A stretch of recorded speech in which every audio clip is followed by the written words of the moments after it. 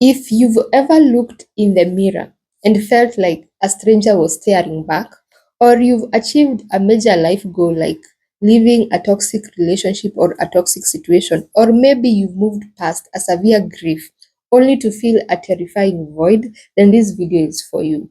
We often talk about the goal of healing, but rarely about the emotional space after that battle has been won. Suddenly, you feel safe, but then you realize the you who fought that battle is gone, and you have no idea who is left standing. You feel directionless, you feel numb, you feel utterly unmotivated. You feel like you've lost yourself. I want to start by validating that feeling. That feeling is real, it is confusing, and it is a completely normal stage of recovery. Feeling lost is often the price of letting go of the person you had to be to survive. Today, we are going to talk about the 4 steps to stop searching for that old self and start building a new one. The first step is to recognize that you are experiencing a loss and it needs to be grieved. Grieve the loss of the survivor.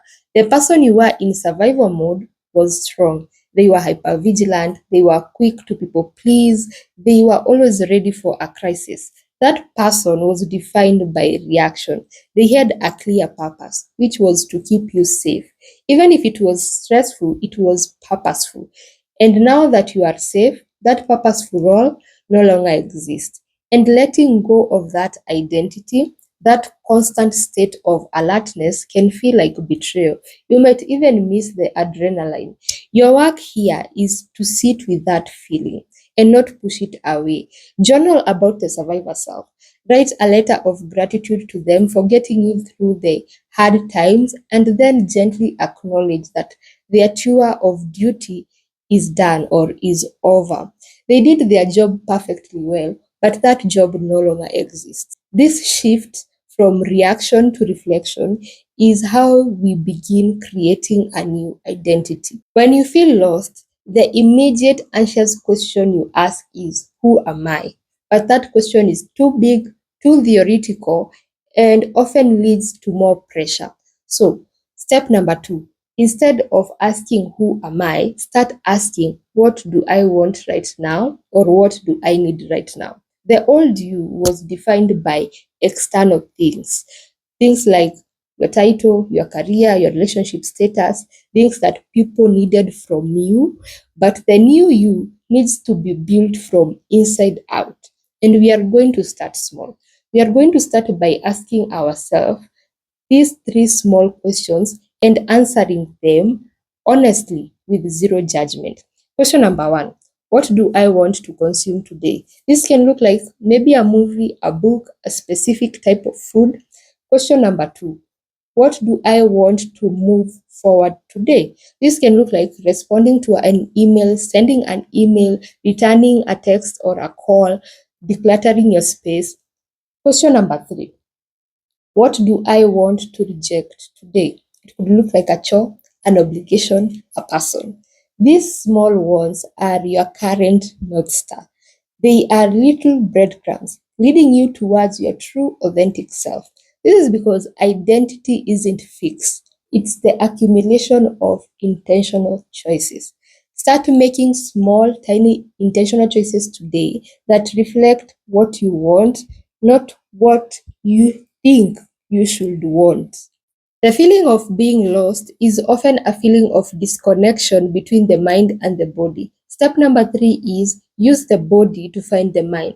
The body is still living in the present moment, even if the mind is stuck searching for the old self. When you feel that blankness or that nothingness, your body is the anchor you need. I want you to use these 2 body based techniques. Technique number 1 is called the Tingle Test. When you are introduced to something new, maybe it's a new piece of music, a new idea for a hobby, a new person, I want you to take a step back and scan your body. Do you feel a genuine spark? Do you feel a small tingle of curiosity in your chest or in your stomach? Or do you feel resistance, tightness, or total flatness?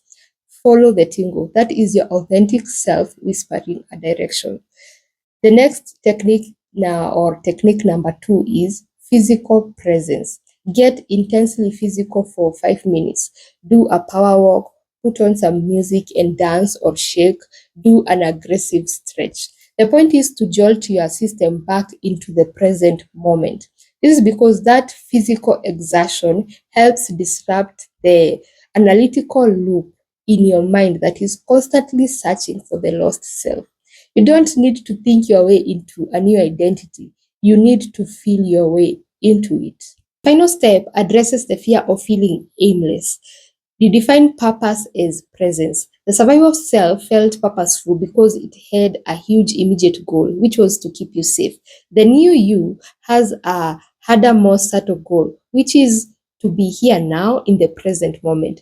We are actually programmed to believe that purpose must be a grand capital P thing, like a mission, a career, a family goal. But when you are recovering from trauma or a long battle, purpose can simply be rerouting yourself in the present moment. The purpose of this stage is to be deeply present for the small intentional choices that you started making in step two.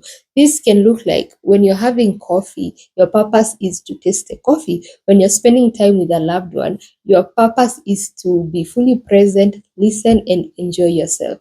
This is about building a life defined by small meanings in the small moment, not just external metrics. And by building this foundation of presence, you will create the space for the real big purpose to eventually emerge gently and authentically. If you feel lost today, be patient with yourself as you discover who you are.